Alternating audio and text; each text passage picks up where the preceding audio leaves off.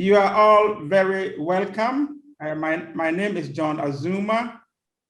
I am the Executive Director of the Sani Institute. We are having this virtual lecture series in partnership, in collaboration with our friends from the project of religious freedom and society in Africa that is based out of Yale University. They are our partners in this monthly virtual lecture series. And we are very pleased to have this afternoon two very eminent leaders in the Islamic community who are going to speak to us on a very important topic, on the topic of the mosque and the state in a multi-party democracy. The mosque and the state in a multi-party democracy. We've looked at the church and the state in a multi-party democracy. We are looking at the mosque and the church in a multi-party democracy this month. And next month, we are going to look at the chief and the state in a multi-party democracy. What we are trying to do is to look at religion and traditions and the leadership in these institutions and how what is their appropriate involvement in multi-party democracy, and how does that deepen democracy, the culture of democracy in Africa, but also what does it do to the relationship between the mosque and the state, for instance. So the topic is not so much about whether we should be involved in politics, but it is about partisan politics. And partisan politics by nature is partisan and divisive. So how does the mosque engage in partisan politics or not engage in partisan politics? And how does it deepen our democracy? So we are fortunate, as I said, to have our two speakers, whom I'm going to introduce right now.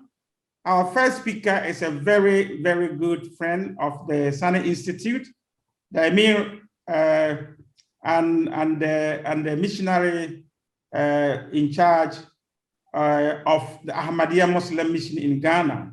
Alhaji Malvi Muhammad bin Saleh has been Emir of the Ahmadiyya community in Ghana since 2014. Before that, he had served as the Emir in charge of the Ahmadiyya community in Zimbabwe before he became the deputy Emir in Ghana and is now the missionary in charge. Malvi has done a lot of his theological studies in Pakistan, where, of course, the Ahmadiyya movement started, and is now headquartered in London. And Malvi is also done a lot of other studies in Arabic and English, and is currently also the serving on the Peace Council, the National Peace Council in Ghana, one of the key religious leaders who have formed the Peace Council in Ghana, put together by the government. He's also one of the eminent advisory committee to the Electoral Commission of Ghana. And so we are blessed and privileged to have Mohammed bin Saleh to speak to us on this very important topic. And after him, we'll have our sister Idayat Hassan, whom I will introduce just before she also speaks. So please, I will encourage all of us to keep our mics muted unless we are speaking. After the two speakers have presented, we will open it up for interaction, for questions and answers, and we'll make sure we wrap up before 4 p.m. Accra time or GMT. So Malvi bin Saleh Emir, the floor is yours, and thank you again for accepting our invitation. Thank you and welcome. Bismillahir Rahmanir Rahim.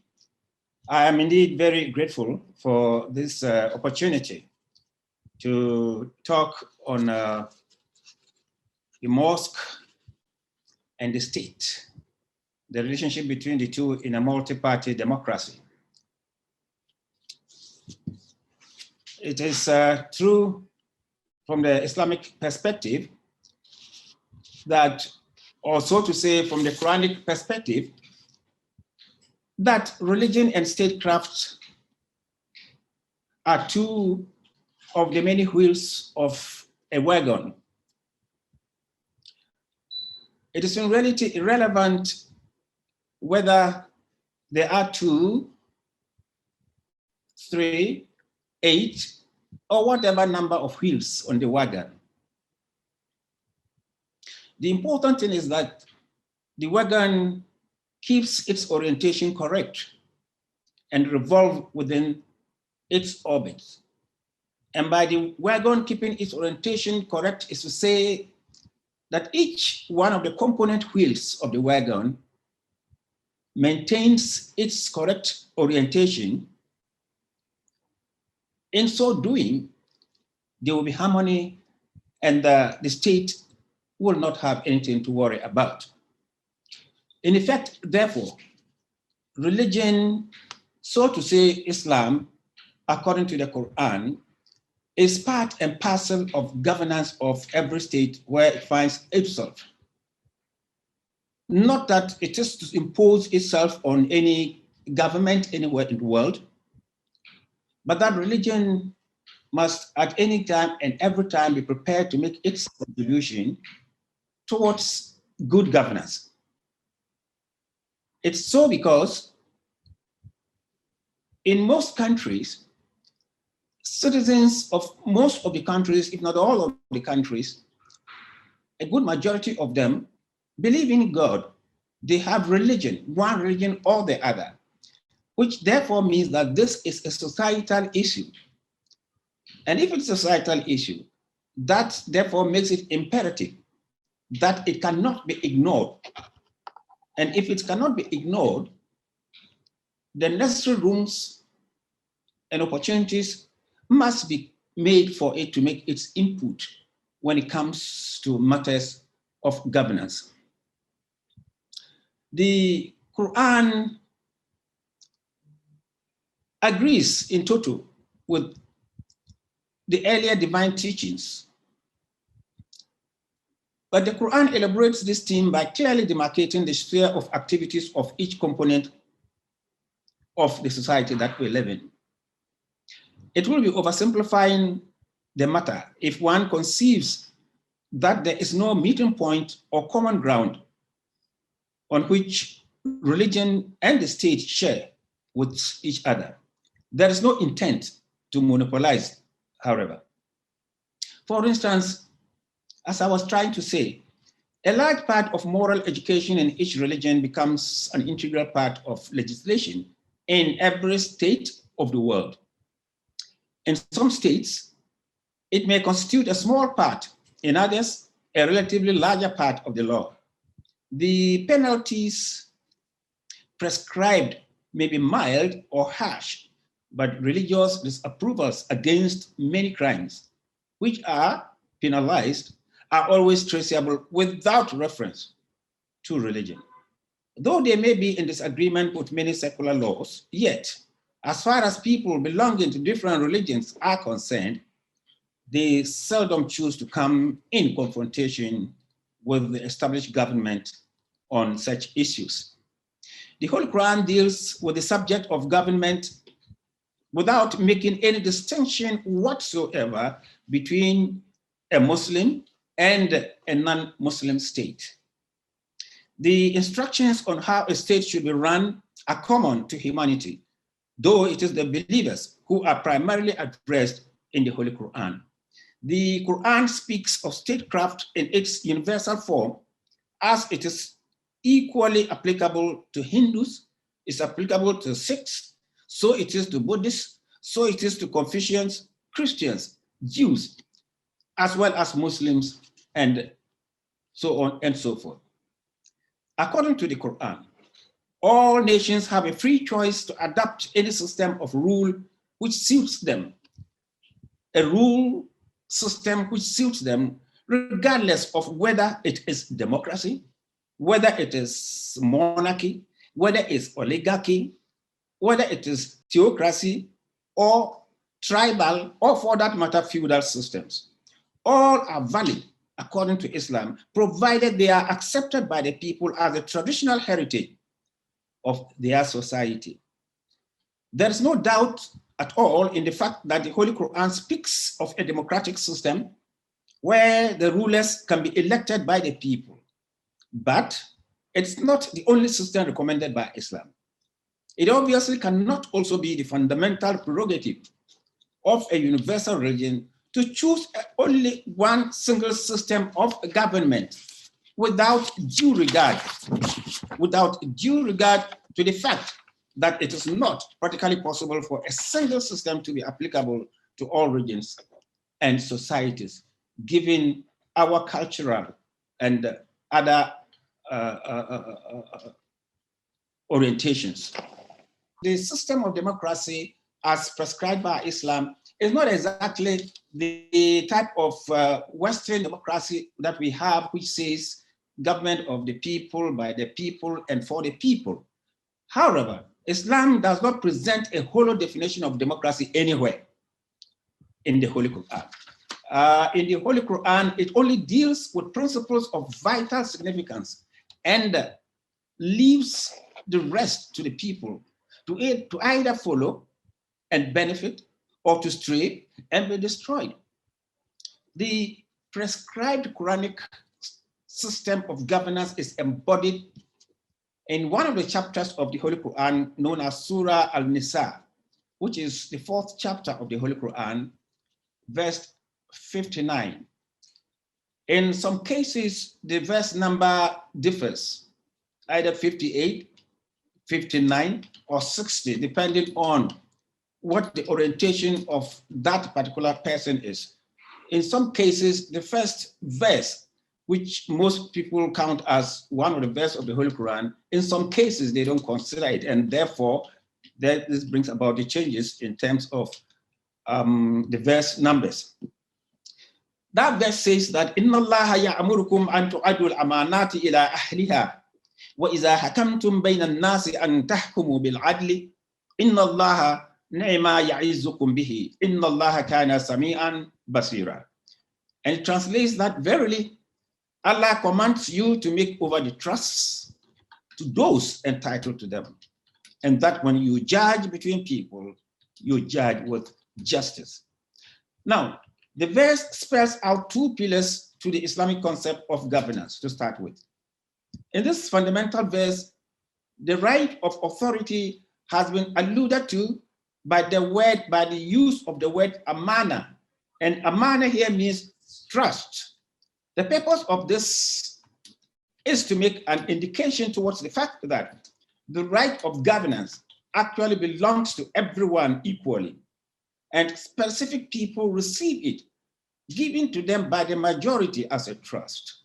Hence, anyone who receives an opportunity to govern should understand that this is a trust which has been endowed upon him by the people. It's mentioned in a hadith. By hadith is meant a tradition of the Holy Prophet Muhammad, peace and blessings of Allah be on him, that on one occasion, one of his companions called Abu Dhar, requested the Prophet of Allah, sallallahu alaihi wasallam, requesting him to appoint him as the Amir of a region. The Holy Prophet replied the gentleman, telling him, Ya Aba Zar, innaka da'ifun, wa innaha amana, wa innaha yawm al-qiyamah hizyun, wa nadama, illa man ahazzaha bihakkaha, wa ada' allazi alayhi fiha. He says, oh Abu Zar, my dear, you know that you are a weak individual, while at the same time, rulership is a trust. On the day of resurrection, rulership shall be the cause of humiliation. It shall be the cause of humiliation and disgrace for most people, except for such a person who completely fulfills its rights. In this hadith, the word amana, as I mentioned earlier, trust, has been used to describe government or governance for that matter. In other words, the right to decide who rules according to the Quran belongs to the majority, and a specific person only receives it as a trust from that majority. Since sovereignty is a trust, especially in the case of a head of state, and even in the appointment of other subordinate leaders, Islam teaches that no such person should be elected into government who desires a position for himself. Again, the Holy Prophet of Islam, Muhammad Mustafa sallallahu alaihi wasallam says, "Inna wallahi la nuwali ala hadha al-amali ahadan sa'alahu wala ahadan harasa alayhi." That by God, we shall never give any position in government to such a person who demands it or who desires it for himself. This suggests a complete departure here between Islam and the current political system in which candidates present themselves and campaign to be elected. What Islam teaches is that it is the best among the people who should be entrusted with the trust. No individual can sing his own praises by saying that I am the best. That is extreme pride as far as Islam is concerned. It is your other compatriots who, having studied you, lived with you, know you very well, who should be deciding that, look, gentlemen, Prof, we think you should become our leader. Then they present you as a candidate. And if the majority of the people vote for you, if your group suggests you, some others also see some other capable people and suggest them.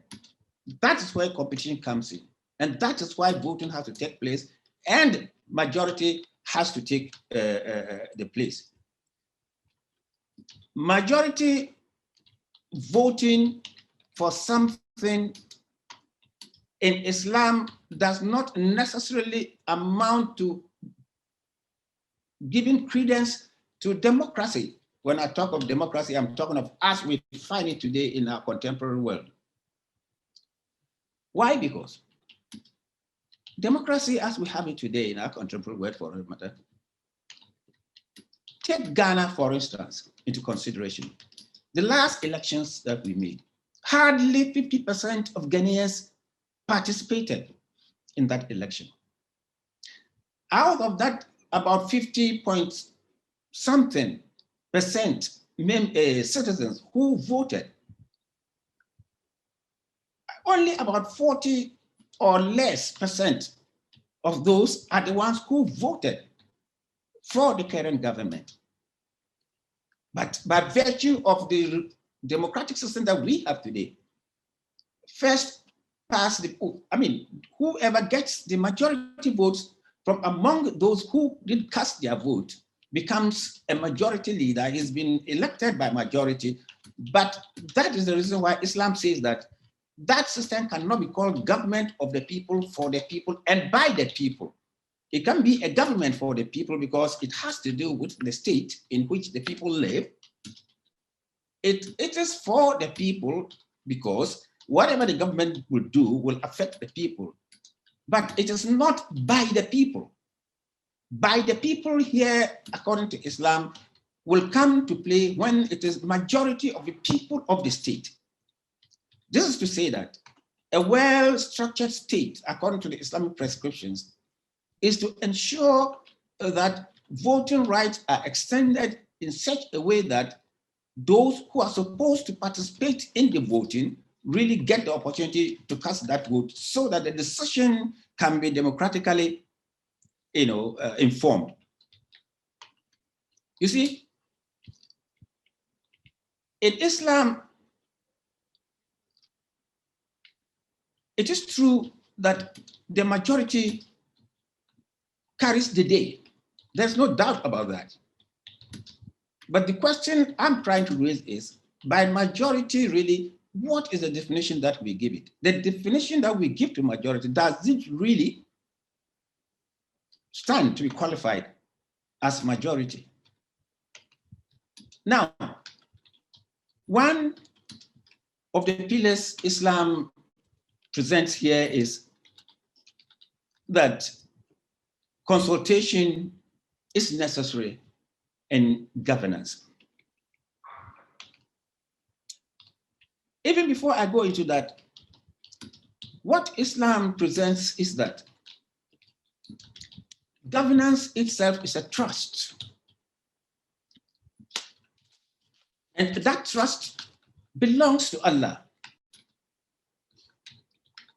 And because that trust belongs to Allah, all citizens of every nation equally own that trust, that sovereignty, that governance, because we all inherit from God. But here is the case. We are human beings. We are not animals. Therefore, each and every one of us cannot be a governor. Each and every one of us cannot be a president. As human beings, unlike animals, it is then that we collectively put our trust together and entrust it to a particular person or group of person to be held for and on behalf of all of us. But even then, the provision is that since it is ours, which we are given to you, our birthright, we are relinquishing to you to hold for and on behalf of all of us, make sure also that you consult us in all issues of governance so that you will get our input. The Holy Quran says, وَالَّذِينَ اسْتَجَابُوا لِرَبِّهِمْ وَأَقَامُوا الصَّلَاةَ وَأَمْرُهُمْ شُورَى بَيْنَهُمْ وَمِمَّا رَزَقْنَاهُمْ يُنْفِقُونَ. What it says is the task of the believers is to fully obey God and worship Him. And their task also is to ensure that they settle matters of administration with mutual consultation and to spend their wealth, which God has given to them, upon the people. Now, the other issue is because governance primarily belongs to the Almighty Allah, and when I talk of governance here, I'm talking of authority. It belongs to Allah. Since it is therefore His prerogative, Islam teaches that He can give it to whosoever He wishes, depending on the dictates of the time. For instance, there are times in the life of nations when so much corruption has gotten into the fiber of the community that it becomes very difficult for them to pay themselves out of the high level of corruption or deep corruption that they have gotten into. At such states of that nature, God has always appointed a prophet of His, and at the same time endowed that prophet with leadership, political leadership, so that that same person who is a prophet is also the political leader. For instance, at the time of Hazrat Adam alayhi salam, Islam teaches that at his time, the generation that passed away and the new generation that he created, he was the first link of that new generation. Indeed, he was a link between an old and a new generation. That old generation had fallen short of their responsibilities, and Allah therefore wanted to raise a new generation.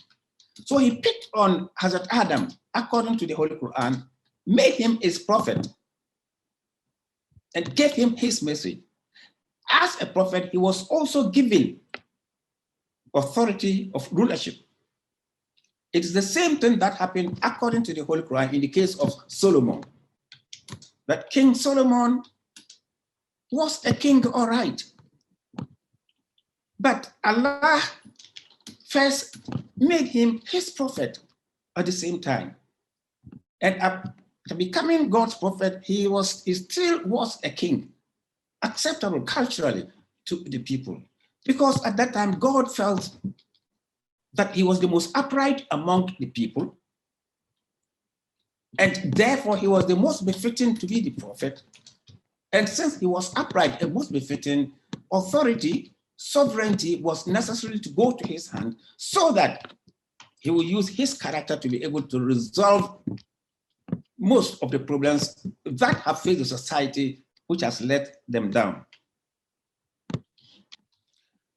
In this verse, which I earlier recited, a ruler has been obliged not to follow a course of dictatorship and tyranny, not to follow a course of dictatorship and tyranny after being elected as the leader of a people. Rather, a leader, having been elected, is to keep in mind that sovereignty has only been given to him as a trust.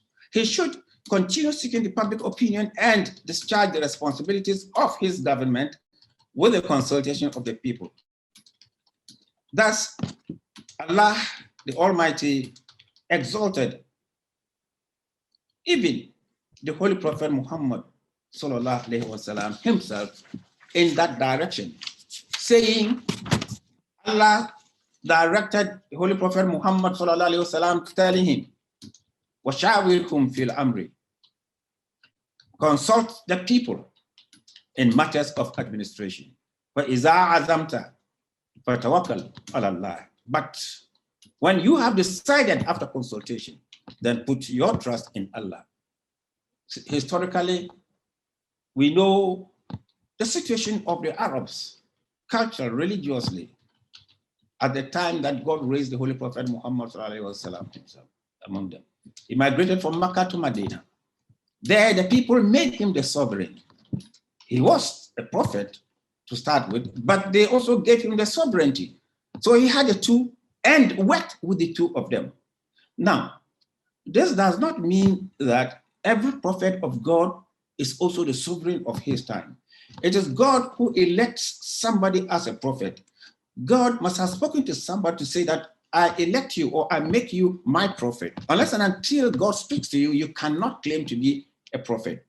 At the same time, when the situation demands that that same prophet should be the sovereign of the period, it is Allah himself again who will elect you, and he will put that love and trust of the people on you into the hearts of the people such that they will say, yes, we want you to be our sovereign as well.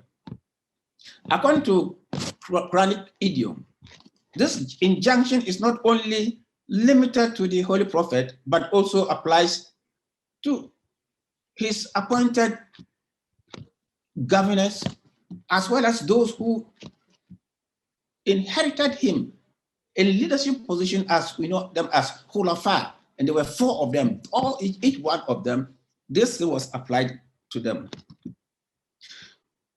The Holy Quran, like I read, continues to say that, and when you judge among people, you do so with justice. Now, this is to say that government must function on the principle of absolute honesty, integrity, spirit of selfishness, and justice. The second pillar of Islamic democracy is that whenever you make decisions, make them on the principle of absolute justice. But politics, religious issues, social or economic issues, in each and every one of them, justice may never or must never be compromised, according to the Holy Quran. After the formation of government, according to the Quran, voting within a group of people should also always remain oriented towards justice. Hence, no partisan interest or political consideration should be permitted to influence the process of decision-making. In effect, Islam does not make room for the current party political groupings that we have, and who, for all intents and purposes, are antagonistic to each other and each seeming to pull down the other. That is not the type of acrimonious system of representation that Islam has prescribed for us. According to the Holy Quran, sometimes democratic choices are not necessarily always the right ones. It's quite likely that the overwhelming majority of people fail to recognize the essential qualities of great leadership in a particular person and protest against his election, more so if he is imposed upon them. By all political criteria, the appointment of such a person will be decried as dictatorship. The choice may be against popular will, but is certainly not against public interest. There may be a greater percentage of a community who may decide to vote for one particular person as against another section of the community who don't see that particular person to be that right person. Therefore, the possibility is that the choice that has been made by the majority may not be the right one. It may not be the right one, but it is the one that holds forth. And even though it holds forth, it's still not, it may not stand against public interest. It may still be against public interest because very many members of the public do not accept it. But it is not necessarily that he is true, he's the correct person. That's why he collected the votes. Compare that to the manipulations that we have in this country of ours, for instance. I can always refer to my own home country because that's where I have a stake. We are sure of the maneuverings that take place, and we can hardly ever say that the elections we've elected since time immemorial, we can hardly give full credence to any one of them. They have their shortcomings here and there. We may say that we are human beings and there's no perfection in whatever the human being does, since we are not God. It seems that, however, like I said, it takes divine intervention at most times when a system becomes corrupt.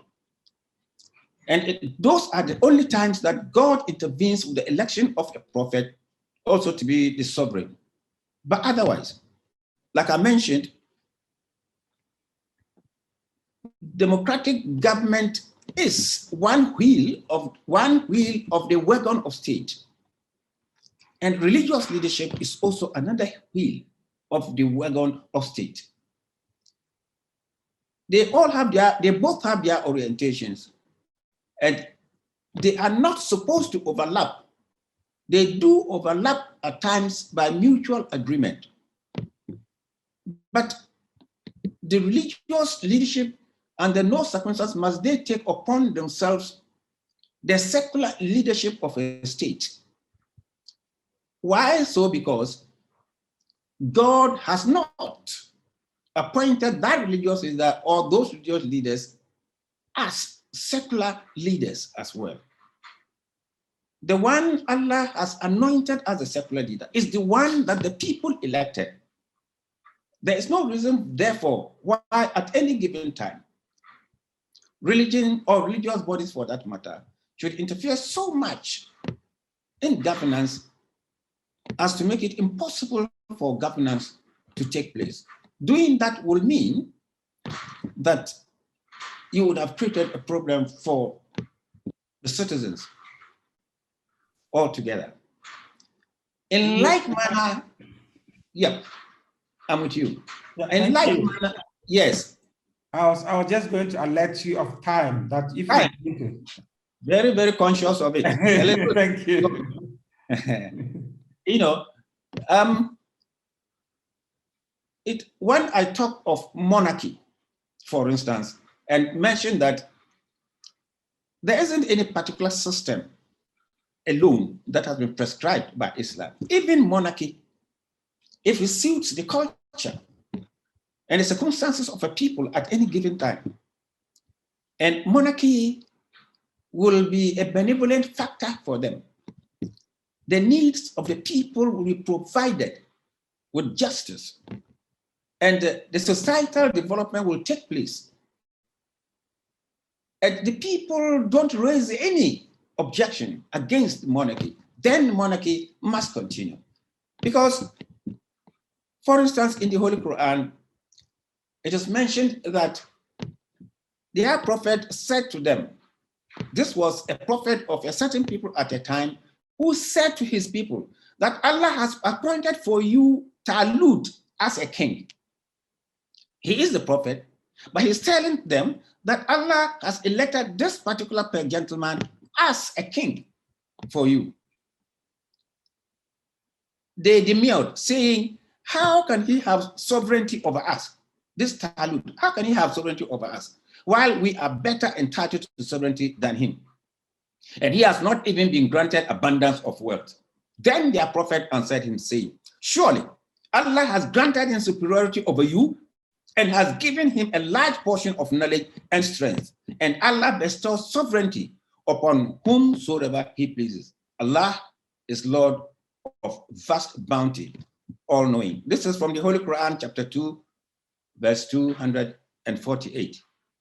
And because of time constraints, I rest my case here, hoping that opportunity may be given to speak to some of the issues that have not been raised so far in whatever I have said. Thank you very much, and I'm grateful for listening to me. Thank you so much, Amir. I think there will be lots of questions for you so that you can be able to respond and unpack some of the things that you've not been able to go into detail. Yes. We now want to invite our sister who is coming all the way from Nigeria to share with us in the person of Ms. Idayat Hassan. Ms. Hassan is the director of the Center for Democracy and Development, CDD, which is based in Abuja, Nigeria. She is, this center is focused on policy advocacy and research, focusing on deepening democracy and development in West Africa. Ms. Idayat is a lawyer and has held quite a number of fellowships in a number of universities in Europe and the USA. Her interests span from democracy, peace, security, transitional justice in West Africa. And she has spoken at many international conferences, especially on the topic of Boko Haram, the phenomenon of Boko Haram, especially when Boko Haram was emerging, given some kind of clarity to its motives and its methods and the group's makeup. So we are privileged to have Ms. Hassan with us, and I would like to invite Ms. Hassan to present a 20-25 minutes lecture to us on this topic of the mosque and the state in a multi-party democracy. Thank you, Ms. Hassan. Thank you very much. It's a pleasure to be here, and it's a pleasure to listen to the Imam, who have spoken very well and who has been able to capture all the discourse that is actually happening, particularly here in Africa, and the discontent with the two sides as well, and bringing in the Quran to bear on it. So since I am not a religious scholar, I'll just try to talk in terms of the reality of what exactly is happening between the mosque and politics and how it is actually playing out itself. And I guess that the mosque and the state together, particularly for us in this West Africa is nothing new. It's nothing new. It reveals that in most of our states, there is actually always been a fusion between the mosque and the states. Mali, of course, Niger, Nigeria, where I am actually from and currently work. The Kanem Borno Empire is an example, and the Sokoto Caliphate itself is one. And nothing tells you that, especially when it comes to politics and mobilizing, and the identity of Islam is one thing that is not fluid. It's one that is just very, very lenient, particularly when we look at this doctrine. When I was talking to my colleagues yesterday, they were saying that the church is actually a house where people go to. It is the people who actually make, you don't have to be with the mosques. What is very, very important with the mosques is the fact that every time the distinction of social class, standard of living, race, they pray to God, there is a sense of equality. At least in most instances, they don't reserve seats or spaces for people. That leveler has created a form of identity for people, and especially in places like Nigeria where it is not fluid. Then when you look again at the fusion of religion and the state, you find that the jihad of the Sokoto Caliphate itself provided an instrument for the state to translate their religious agenda into concrete program. So where, of course, you find that the ulama made individual contribution to the growth of Islamic education and bringing the machinery of states to the side of education itself. So even when we look at who were the first literates, well-read in Nigeria in those days, it used to be northern Nigeria. And even literacy now remains relative, because to many people, they feel that as far as they are able to read the Quran, they are able to read, of course, Arabic, they are actually literate. And so I'll speak more really about where we've actually seen a fusion and no attempt, using Nigeria, northern Nigeria as an example. And since independence, you find that there is actually no attempt to deliberately disentangle Islam from politics itself. Yes, maybe the Southerner of Sokoto had the opportunity to review the relationship between the state and Sharia during independence, but subsequently, there was none. In fact, most of the religious institution and the traditional institution are at times very fused. They are fused.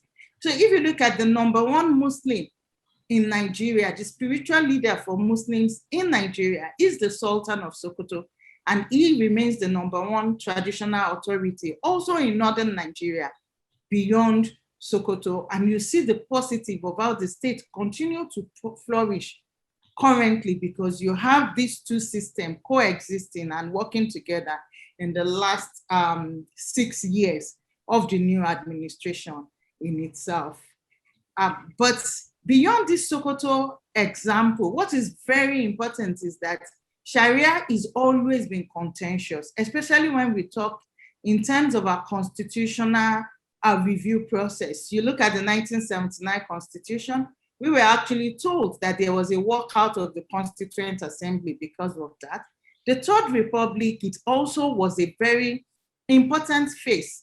But immediately we returned to democracy in 1999, we saw the introduction of Sharia into northern Nigeria. It was no longer a personal law for Muslims who elect it. It became the law, the grand norm there, adopted by 12 out of those 19 states in northern Nigeria.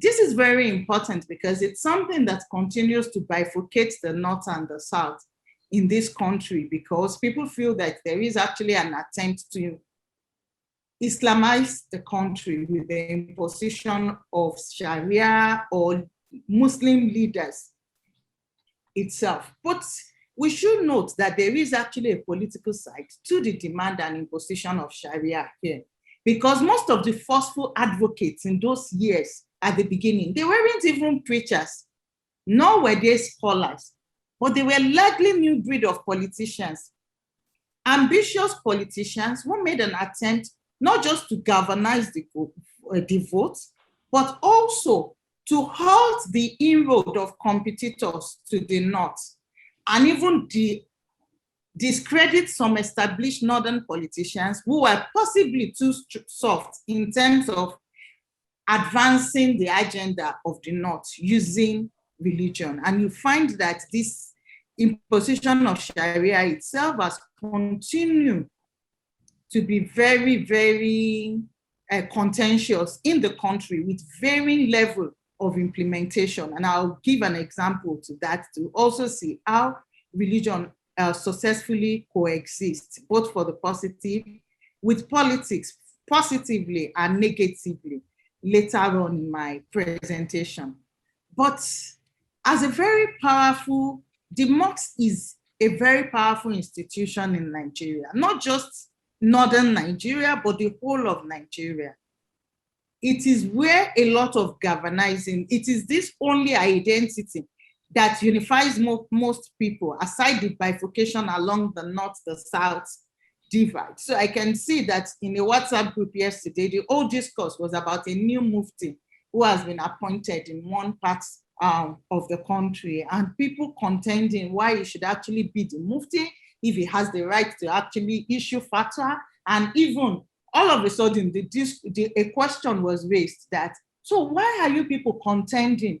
After all, previously, we all believed the fact that anybody Allah has actually ordained as a leader should actually be the leader. So if he's been made the mufti, he has actually been made the mufti. After all, the Grand Mufti of Nigeria is not even from a Sunni, right? From the Zalaf talk like that. He's not a Salafi, but he is actually a Tijaniya, and nobody has actually raised issues of his leadership, but that brought up the issue of integrity. But the mosque itself is very, very powerful. One, because of the unifying factor it's been able to play along ethnic, cultural divide. Then the education itself, I think it's very important to note that it is where scholarly discourse takes place. There are often debates, not just in northern Nigeria, but in all parts of Nigeria as it relates to issues.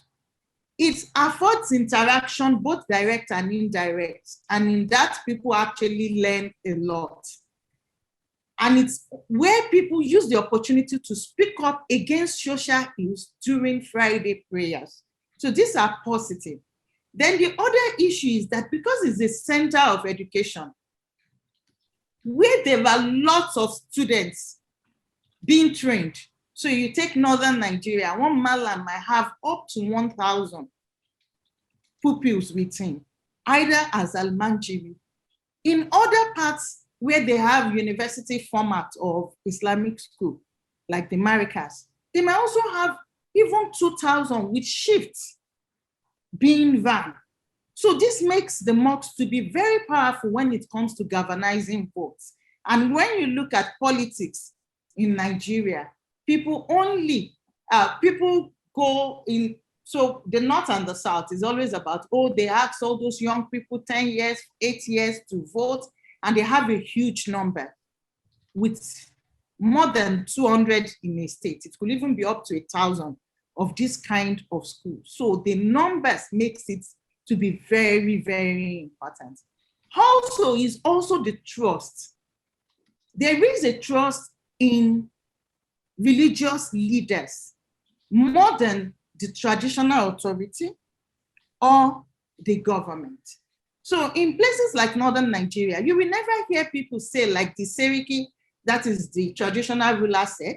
They will instead talk about Imam said in Hausa. And this narrative is very, very important. This is very important, especially when it comes to galvanizing votes. When it comes to galvanizing votes, it's just the decision is actually made in the mosque.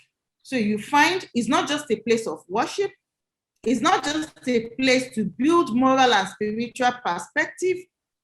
It doesn't just provide educational, but in terms of political resolution, in terms of disputes between groups, families, and individuals, the mosques play a very strong role here. So they wield political power. And now here it's also important where you have a fusion of the traditional institution, particularly in Kano and in Sokoto, where they are the religious leaders of this state itself. Now, the welfare opportunity that it also gives in terms of redistribution of wealth is made the mosque to be extremely important voice in politics and influence, a sphere of influence that cannot be pushed away. But there is something that has also happened. The socio-political realities have also impacted the way the mosque is currently engaging with politics. So the issue of bad governance, lack of inclusion, the inequality in the society, and corruption itself is given different ways for people to engage. And this failure of democracy to deliver dividends or to the people, it completely influenced the engagement. And that is why you will find that when Boko Haram started, they claim to have been spurred by the failure of Sharia in the country, in northern Nigeria. Yes, Sharia was implemented, but in the real fact, Sharia was not practiced. In the real fact, the young Bokos, those are the learned people who were political leaders and who were supposed to include the people, no longer included the people, but were busy with primitive accumulation of wealth. Thirdly was also the fact that previously they saw these book people pray side by side with them in the mosque. They were trusted. They saw them almost not to even be good Muslims again.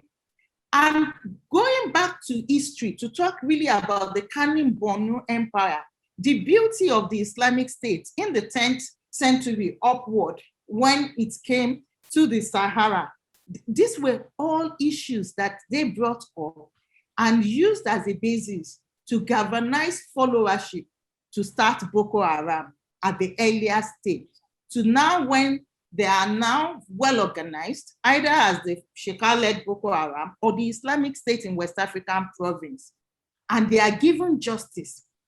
They are given welfare to their followers in their own dawla, where they are living and practicing their own form of government itself. And I think I've actually, so this is the situation. Now, I've spoken about how it's actually been used to mobilize the vote and how there is political negotiation are held in the mosques and they are sacrosanct as they are actually seen as oath-taking, an oath that a Muslim, for instance, will not deviate from. But every positive also has got its negative. You find that with this kind of mobilization where the sheikhs, the imams are determining who holds office, is led to vote being mobilized, not for the right set of people. And of course, the use of public money to fund the mosques is also an important factor to note. But there are lots of positive in terms of promoting accountability with the social political dynamics that we have seen.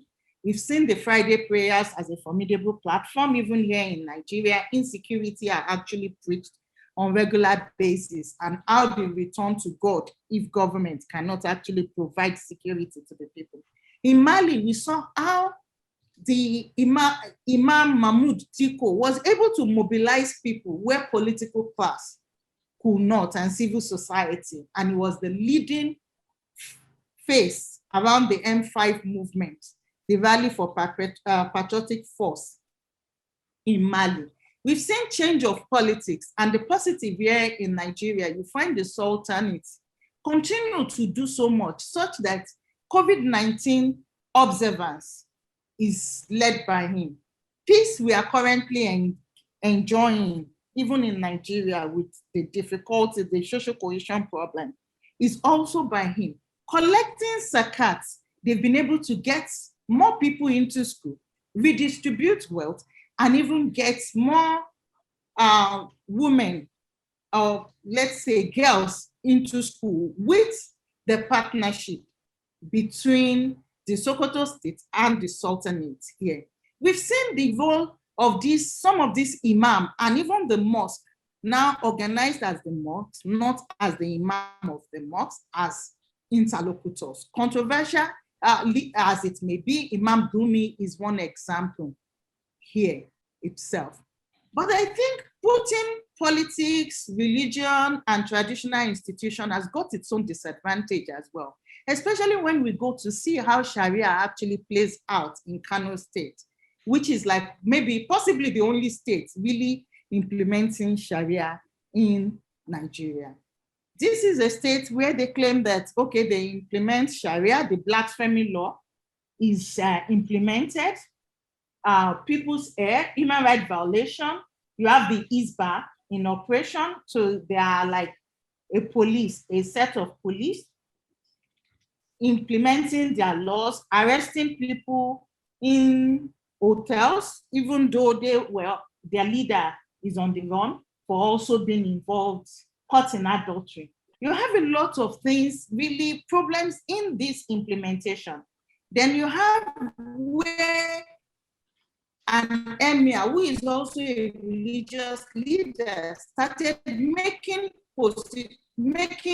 calling out religious and political elites and the northern establishment. His commentary on this social issue, especially around girl-child education, polygamy, and his involvement in politics to campaign for a candidate, of course, led to his dethronement itself. So there are lots of politics, but there are negatives. And I think gradually the negatives of this involvement is also beginning to affect or make us to start raising the issue why the mosques and politics should coexist. One, of course, is the fact that the fact that people are putting their cultural life to bear and couching it as religion has led to very few women being in politics or as voices, even represented economically in some parts of the country, as against the dictates of even the prophet itself from his hadiths and the very big role the wives of the prophet played in the Quran. Political instability is also one thing that we have actually experienced here in Nigeria. And you find the Miss World riot around Miss World as an example. Several riots where at least 800 people were killed. In terms of mobilizing for votes, the post-election violence in 2011 led to an estimate of 800 Nigerians actually being killed. And it was political, but eventually it became the Christian versus the Muslim in some states in northern Nigeria, or the southerner versus the easterner. But this was a contest between Muslim and Christian, of course. So these challenges, I think that it's made it very, very imperative for us to start thinking, not just of the positives, which I can actually highlight, especially now that we are seeing increased role by the mosque to push for public accountability. But the negative, as it actually affects inclusion, the public deepen corruption when you dip into public force to actually satisfy maybe some religious leader or to fund the church, and of course, stifling women's role in politics and social life are some few of these examples. And I think we need to rethink and to reimagine what political Islam should actually look like in West Africa, particularly with the rise of violent extremist groups, the failure of the state to provide the dividend of democracy to the people, and more the quality of elections. Mean is getting poorer, and election as a means of selecting leaders means little to the people. People are in democracy itself. So where do we put all these together? Thank you very much. Thank you. Thank you so much, Ms. Hassan. Very, very interesting lectures. And this is time for us to take questions. I know there are a number of Nigerians on the call, and I'm sure they will have some questions. I wanted to kick off by asking both of you, do you know of imams or particular influential imams who have openly declared their support for one political party or the other? And has that been helpful or unhelpful in terms of deepening democracy in our various contexts? And I will throw that question first to Amir and then to Ms. Hassan also. Well, thank you very much. You see, it differs from place to place. That is why I started by saying that it's the cultural setup of the people, the societal norms of the people, help the people to determine what type of governance, what system of governance they should adopt. This very question too also depends on the area you're talking of. In Ghana, for instance, at least to the best of my knowledge, for all the more than 70 years that I have lived in this country, I cannot remember on any occasion any Muslim leader, throwing in a towel or announcing in favor of any political party or any particular candidate, asking his fellowship to vote for that particular person. I'm not sure, I don't know everything in Ghana, but I really cannot remember the last time anything of that nature happened in Ghana. In Ghana, for instance, one good thing I can say is, for instance, here we have our national chief imam, Sheikh Sharabutu. Now, this gentleman is very fatherly, very lovely. He embraces all political parties. Each and every member of, leadership of all the political parties in this country are very, very comfortable with him. They go to him, he goes to them, and he encourages people to do the right thing. But he has never at any given time declared his position as somebody who belongs to this or belongs to that. So these things, they differ from place to place. In Ghana, we don't have that history of Muslim religious leaders, accredited Muslim leaders for that matter. Somebody might be somewhere in his corner and calling himself a leader, but that's why I'm talking of accredited Muslim leaders, acceptable Muslim leaders as a national figure. If you come think of somebody like me, I have national clout. You talk of the leader of the Tijaniya movement in Ghana, he has not national recognition. You talk of the Ahl Sunnah leader in Ghana, he has that recognition. You talk of the Shia leader in Ghana, he has that recognition. And you talk of the overall national chief imam. Now, these are my points of reference, that at no point in time has any one of these people ever thrown his weight behind any political party or any politician. Thank you. Ms. Hassan, and then we'll take some questions from the participants. Imam, it's, I'm laughing. It's true, actually. The frontline imam at no point in time will publicly declare their support for a candidate. But there are several occasions where imam have, the smaller imam. So I'll give you an example of a mosque in Wasi in Plateau State, where the mosque had actually declared that all the followers should vote for a woman candidate, actually. She's not even a Muslim, contesting, vying in that election. Then later, the traditional chief king, of course, he's not like the Sultan, and he asked that they voted somebody else. This got into a fracas, and he was actually insulted. And he was asked to go and sit back. The place of the imam is actually higher than the place of the traditional ruler. Also an imam whom I've monitored the video for the work I do on disinformation, who already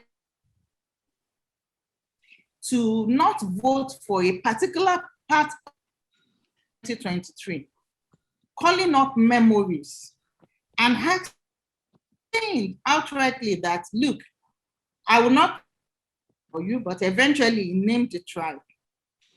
He named his with a very huge following. He named the tribe that he doesn't need to tell them what to do, but if they actually present a 2023 from this ethnicity, they should know what they're doing. They killed the Saldana during the 1966, and of course, the Prime as well. So these are like reality for us on big, the small mosque. It happens, and like I gave one of the things that led to his house was his support also, alleged support actually for the PDP governorship candidate in the 2019. He was not overt about this support. It was very obvious, and immediately incumbent was declared to be the governor. The first thing he did was he organized a prayer to actually celebrate him, which was a conciliatory move, but that is not being removed. So overt or covert, just a way of life, and the mosque is I'm a Muslim. 2015 mobilization happened just on what from the clerics asking people to go out this particular way. Thank you. Thank you very much. Now, there's a question here. Amir, if you take this question, and then there's a question also for Ms. Hassan. Amir, since Islam does not actually separate religion from politics, does it not directly influence the political situation for Muslim candidates or parties led by Muslim candidates? This is a question that one of the participants is asking. I am not really very clear with the question as to what the questioner really means. I don't know what he's talking. He says that because Islam is not partisan in politics, does it not therefore go against the leadership drive of Muslim candidates? I don't know what is that type of thing he wants to talk, but the fact here is that I always say, and go back to specifics, I can always talk of what is taking place here in Ghana. In Ghana here, we have in all political parties very, very influential Muslims who belong to the different political divide. They are active politicians like any Christian or any other traditional religion person would be active in politics. In Ghana, the people are very, very religious. Religion plays a major role in the life of the people of Ghana. There is hardly anybody, therefore, you can wash away from religion that he doesn't belong to this religion or that religion. So that every political player in Ghana belongs to one religion or the other. Muslims also play politics, but they are playing the politics in terms of the existing political climate. That is what they are using. For instance, if you are in a state that is a predominantly Muslim state and the Sharia Islamic Sharia is in force, the system of elections and so on and so forth, and the political climate is bound to be very different from what we have in Ghana today, which is a multi-religious state. So the fact that somebody is a Muslim doesn't really play any negative role against the possibility of climbing up to the highest political ladder. And the fact also that somebody is not a Muslim, is a Christian or what have you, does not have any role of that nature to play. In Ghana here, religion is to a very large extent divorced from politics. And people will be looking at the individual, regardless of whether you are a Muslim or a Christian. That's why I ended up by saying that, for instance, in Ghana, like I said, no Muslim leader, taking the organized nature of the various Muslim groups under an umbrella grouping, any Muslim leader, accredited Muslim leader who would want to do anything of that nature will be seen to be casting a slur on the image of Islam, and the group will definitely not tolerate it. Thank you. Thank you very much. So I'm really sorry, I didn't understand fully what was the import of the question. Thank you. I think you've answered the question, actually. Thank you. Ms. Idayat, to what extent can we say that the galvanizing effect of the mosque has been beneficial for the mosque as compared to the various political parties and the elites and their quest for power? To what extent the galvanizing power of the mosque that you talked about, how beneficial, is it more beneficial to the mosque or to the political parties and individual politicians? I think that's the question. Yeah, it's more beneficial to the political parties actually than the mosque itself, because the lives of the people, those voters, have necessarily not changed. And I think that's beginning to, and that's the positive I also see, that the mosque is speaking out, but it's because it's not benefited them. They have actually just provided numbers to get some certain people into office without it directly reflecting in the lives of these people, without accountability coming up, without them even proving to be very good Muslims actually at the end of the day. Because if you look at the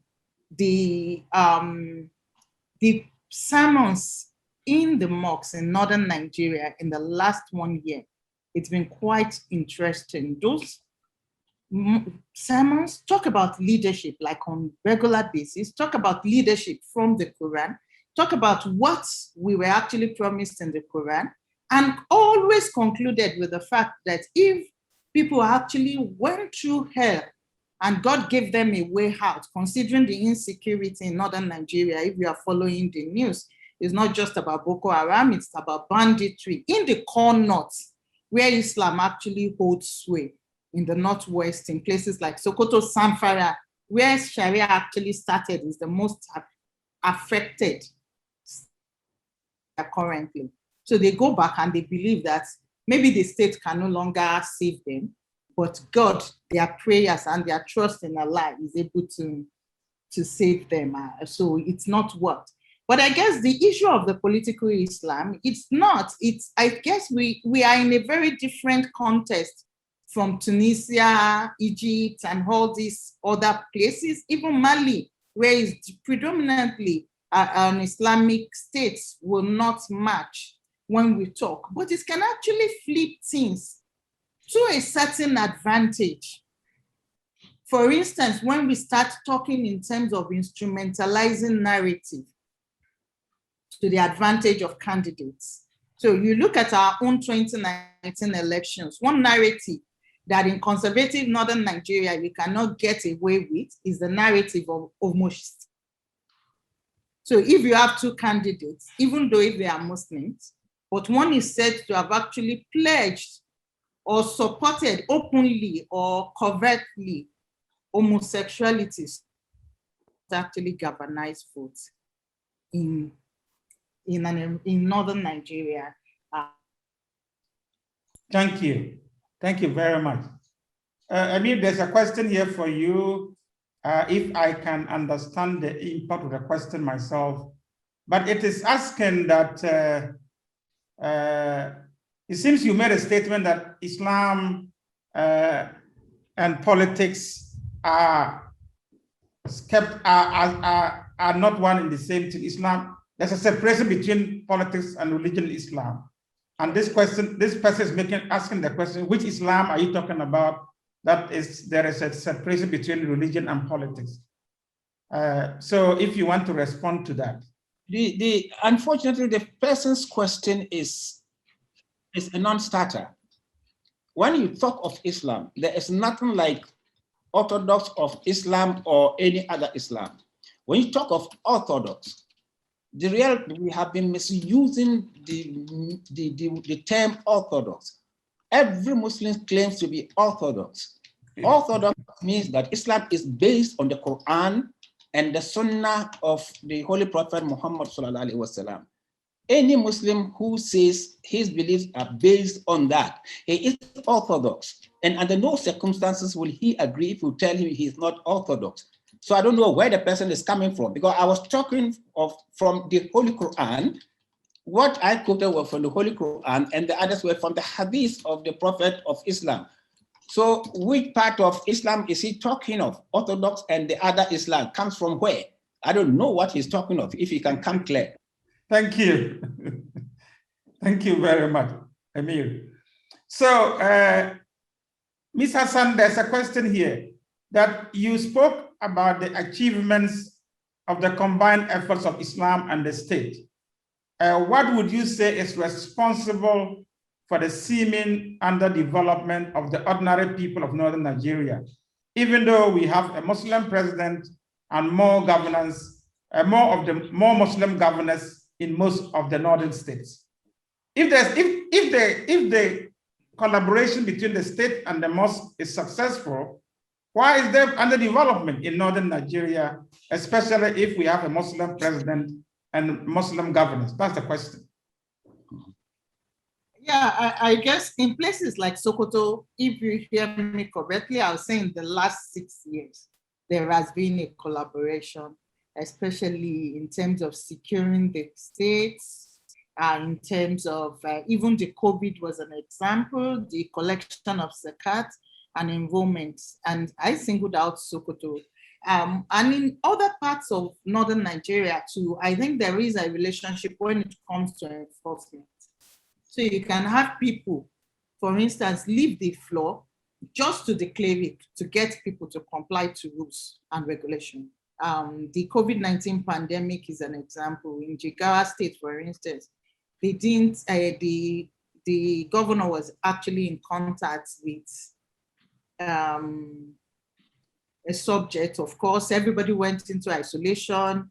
The whole state executive emptied itself, but the clerics held forth. In fact, the way they arranged themselves, the way they tried to get people to comply at the beginning of COVID. So compliance, or not really in terms of development. And this for a long time was based on this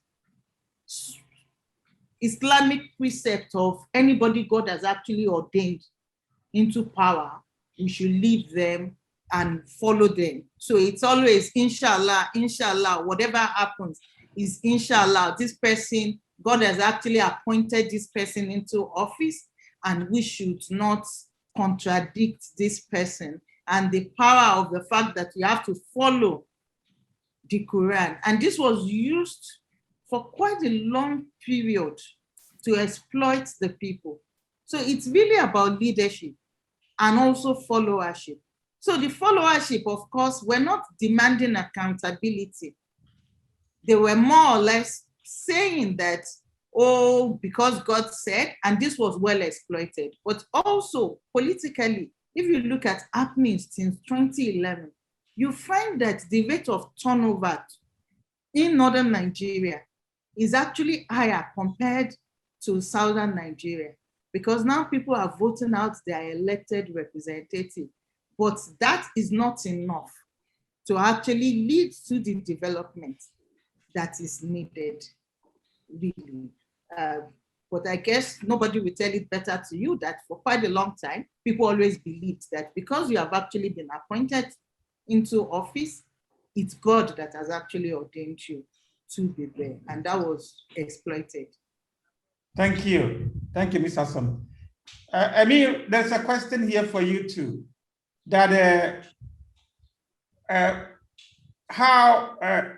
what is that? What role do you think the Islamic community can play to make sure that the democratic idea that we practice in Ghana, for instance, is in sync with the ideal democratic culture that you talked about that exists in Islam? What is the role that Islamic community is playing to make sure that we get to that ideal? Good. Now, it is necessary that we get to that ideal by arousing the awareness of the Muslims of Ghana to as many of them as possible participate in statecraft. To start with, for us to go all out for secular education alongside our religious education, so that we're well placed to be candidates of choice when it comes to political race here and there, so that as many of us as possible get into governance positions, and so that we personally imbibe in ourselves, our lifestyles, each one of us trying to be a real and true embodiment of Islam, and letting that embodimentship of Islam in us to be seen on the play when you are given the opportunity to be a leader, regardless of which sphere of leadership that you find yourself. It is in our coming into the limelight, and for us to come into that limelight, prepare ourselves sufficiently to get into that limelight and compete favorably with all the qualifications that we have and the nationality drive that we have, to be seen by our other compatriots as patriots, so that seen as patriots and having the qualities that they would want to see in a leader, they should opt for you as somebody who is well prepared and groomed for that leadership role, so that as many of us as possible bring that Islam in us into practice so much so that it can be bought by a larger community of our society, so much so that once it is bought by a larger community of our society, it will become the norm. And when it becomes the norm, it becomes what it is that governs the society. And those will be the terms that will detect the political, governorship of this country. Here, I'm not talking of implementation of Sharia or forcing down Islamic ethics down the throat of anybody. That's not what I'm talking of. I'm talking of, to start with, Ghana is not a Muslim country. It's not a Christian country as well. It's a multi-religious country. And as such, we are playing that kind of a role, and everybody must see himself in that role. Until such a time that Ghana becomes a Muslim country, or until such a time that Ghana becomes a Christian country, we cannot wholesale bring Christian way of governance onto Ghana, nor can we bring wholesale the Islamic system of governance to bear on Ghana. As a people, we have chalked out the road we want to go by. And once we chalk out that road, it becomes our collective leader to abide by it. Nobody from among the Muslims should say that, oh, astaghfirullah, this is un-Islamic, that is un-Islamic, and therefore you will not participate in it. No, don't commit those un-Islamic things yourself, but give the other person that benefit of their doubt. Instead of condemning the other person, continue contributing the good that you have in you. And as you continue contributing, other people will join you along the line. And at the end of the day, you would come to find that those habits, those qualities, those morals hold sway in Ghana. Thank you. Thank you very much. Now, there's a question for both of you here. That would you say that the frequency of electoral turnover, that is change of one party to another in governance, has something to do with the way the mosque engages with the state. For instance, the way the mosque engages with the state in Ghana, where there's change of government through elections, is it different from, say, in Zimbabwe, where you don't have that? And also, are interactions different in Nigerian states that are more or less politically competitive? So if you can respond to that, please. Starting with Ms. Hassan.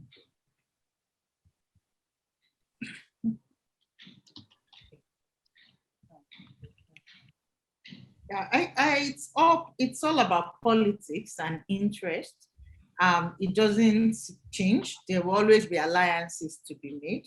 And it's only the tolerance level of some religious leaders may actually vary from the previous ones, especially when we talk about some religious sects, like the Imam here is an Ahmadi, for instance. We cannot expect the way a Sunni, although with Ahmadi here in Nigeria, we do not have so much problems, but a Shia, for instance, is not necessarily welcome compared to the way the Sunni or the Izala with its huge number, or the Tijaniya would actually be welcome. Then the state level engagement, of course, differs from the national level engagement. So at the national level, either you like it or not, the Sultan is actually above politics. So he is the number one, he's the leader of Muslims in Nigeria, irrespective of the North or the South. He declares when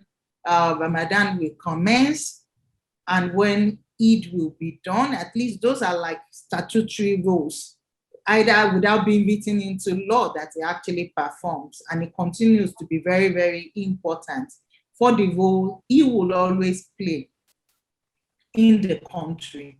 But at state level, it's just politics. So people will engage who they actually love the most, whose idea they engage with, whose platform might become as useful as they can actually think of, particularly at the state level itself. And that will crisscross not just northern Nigeria, but southern Nigeria itself. And even a Muslim might actually be much more closer to the Muslim community in some parts of the country. Thank you. Thank you. In other words, I think the question, Emil, is whether the engagement of the mosque with the state is more active or less active where democracy, there's change of governments, or where there's dictatorship. Where is it most active and most engaging? In what context? It is more engaging in all contexts. It depends on where and how you find yourself and where you find yourself. In certain places, it will be an issue or a force to be reckoned with. In other places, it is not a force to be reckoned with. I am very familiar with, for instance, the Zimbabwe situation, just as I know of Ghana, because I've lived in both of them. In Zimbabwe, religion now, since independence, religion is not a force to be reckoned with when it comes to politics. Mm-hmm. And nobody in Zimbabwe calls Muslims for their votes. In Ghana, Islam is a force to be reckoned with, and politicians, they court Muslims to get their votes so that they can win the elections.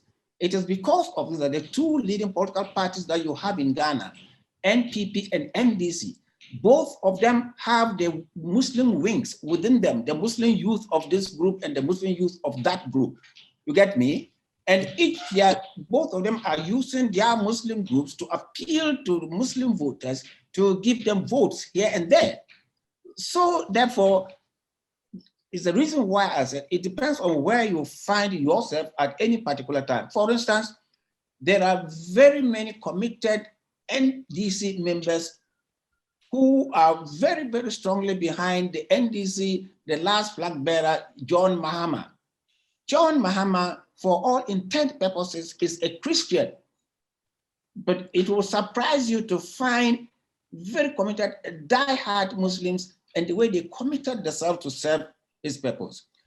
Come to Nana Akufo-Addo, who is in government today, and his New Patriotic Party.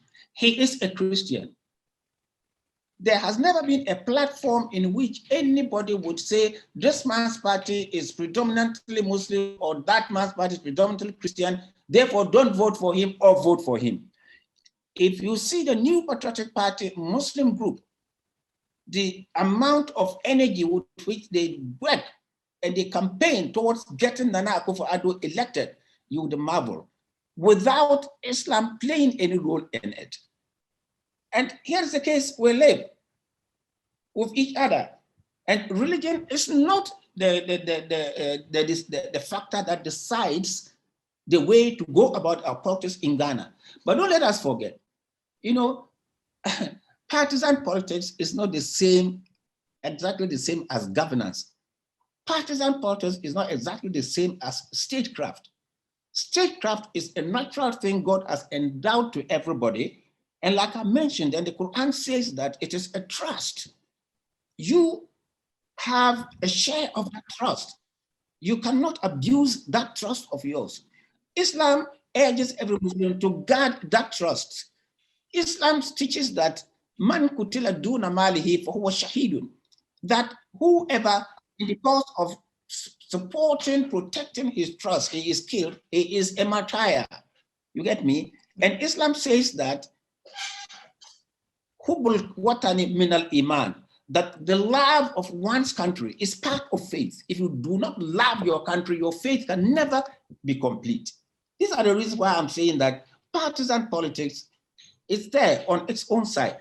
But when you talk of statecraft, governance, it's another different thing again. It's a blood right and blood duty of each and every citizen of his country to serve his country. Thank you. God bless America. Americans will always say, God bless America. You get me? That is their natural right to ensure that America becomes a blessed state. And that will also urge you to contribute positively towards your development of your country, instead of sidelining and becoming partisan, running helter-skelter and pulling each other down. We have in our country now today, a political party comes to power, it starts all kinds of projects, and that are beneficial to the people. Another party comes and then throws away all the projects that this fellow one has started with thousands and millions of cedis of the taxpayers' money. Is that the kind of thing we're talking of? We want to bring religion to bear on it? No, religion is non-partisan when it comes to governance and politics or statecraft, depending on what you mean by those terms. Thank you so much, Emir. The Zimbabwe example is very, very interesting. Again, I guess the point you made there was the Muslim community in Zimbabwe is not as large as we have in Ghana. Yes. And therefore, their active engagement with the state is not as obvious as you have as you have in Ghana or Nigeria. But you will also agree that in that same context in Zimbabwe, the church was very active in engaging with the state during Mugabe's time that you were there. The church was very active, or they were not? Well, you are going exactly to, if you hear what I said, I did classify by saying that after independence, the Zimbabwe picture, it presents two, opposing pictures. Before independence, the church was led by Christians, and they stood against apartheid. You mean the government was led by Christians, the state? No, okay. No, not the government. The government was completely different from the church and different from the mosque. Okay. But I'm saying that at that time, because of the atrocities, the church stood against the government of that day. Okay. When it comes to that, even a Muslim community will stand against that government, because if you are trampling upon human rights, you are basically going against the rights of man, and you have no right to do that. And it is right for every Muslim leader to speak against you and draw your attention to the fact that you are trespassing. That doesn't amount to that religious leader being partisan.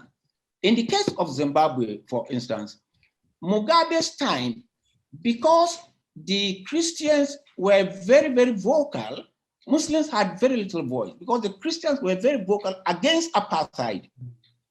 When Mugabe came to power, he still saw Christians as a force. If he tries to rally them around, they would give him that support, the support that what they had against apartheid. They would not bring him into his basket, and he would be able to hold the day. But along the line, he failed. He failed because the very political system that Mugabe established in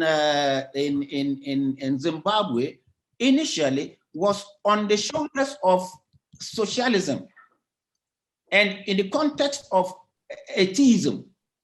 I was invited to Zimbabwe television when I was there as the guest of the week. And they brought hardened, well-groomed atheists, people who could rattle these Lenin and those quotations against me to prove that if I was coming to Zimbabwe because of religion, then there is no place for me. You don't need religion in Zimbabwe, and so on and so forth. That is the situation we have in Zimbabwe.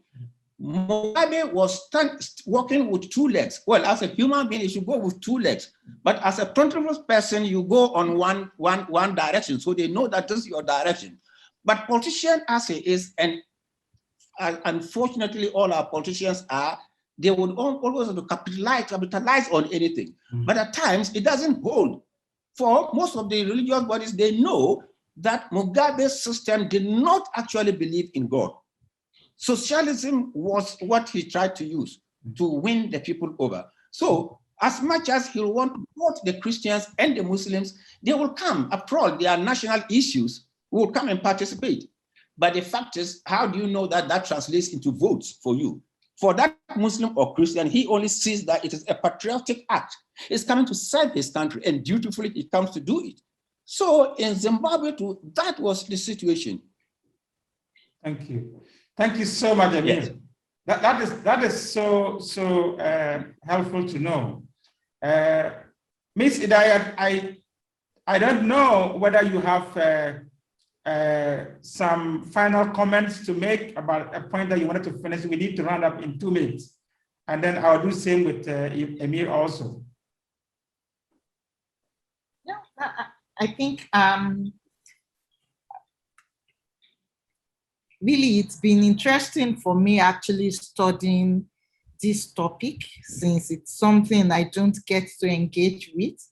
And looking at it, I see that there is actually much more role the mosque could play than it's currently playing, particularly in holding elected officials accountable and making democracy to become meaningful to the people. It should be a galvanizing force. And more the mosques and the churches are platforms of engagement for democratic actors. We need actually to be encouraged by this, and I'm very, very glad I joined the Sana Institute. Also, having listened and audited some of the classes of the late Professor Sana in Yale. So it's a pleasure, and thanks for the very good work. Thank you. Now that you have revealed that, you should be sure you'll get more invitations. Thank you. Thank you. Emil, any final comments so that we wrap up? Yes, my final comment is to say a very big thank you for this opportunity and for the good work that you are doing. I don't know whether that will qualify me also for more invitations, but it is coming from my heart that you're doing well, and I hope and wish you keep it up. And I wish this COVID situation didn't just limit us to, doing it by a Zoom, and we could read a larger public, because these issues are issues that must be opened for public discussion. Yeah. You see, we cannot sweep issues under the carpet. It is not in the interest of a progressive society. Yeah. We must always table them for discussions. After all, we are not animals, we are human beings. We have the intellect. Yeah. We have evolution. Animals don't have evolution, we have. Yeah. That's why we are called human beings. Yeah. So we must not shy away from discussing issues, whether they are political, religious, whatever, we must discuss them. Yes, holding politicians in check. Yes, religious bodies will always do that. If you come to Ghana, for instance, those of you who are Ghanaians and you particularly, you know that the Catholic Mission and other religious bodies used to issue pastoral letters condemning inhuman steps and activities that have been taken by religious bodies. You need to come to Ghana here to find some of our sermons on Fridays and on Eids, and see what they tell you. Yes, definitely, we've joined the fray, because it's a matter of revolutionizing the situation for all of us. It's in the interest of all of us. Nobody can hide from it. We all have to, do the little that we can. So yes, thank you very much, very, very much. I'm happy I met my sister. Thank you, Emil. I want to register our profound gratitude to you and our sister Hidayat for the work for these very stimulating lectures, and to thank our partners at Yale and some of our colleagues from Yale who joined us, and all of you who are here, our board members, and all of you who are interested in the work that we do. Next month, on the 25th of August, we are having the next series on the state in a multi-party democracy. And that will be led by one of our former ministers of chieftaincy in Ghana and a professor from South Africa who will be talking about the chieftaincy institution and multi-party democracy. Thank you all.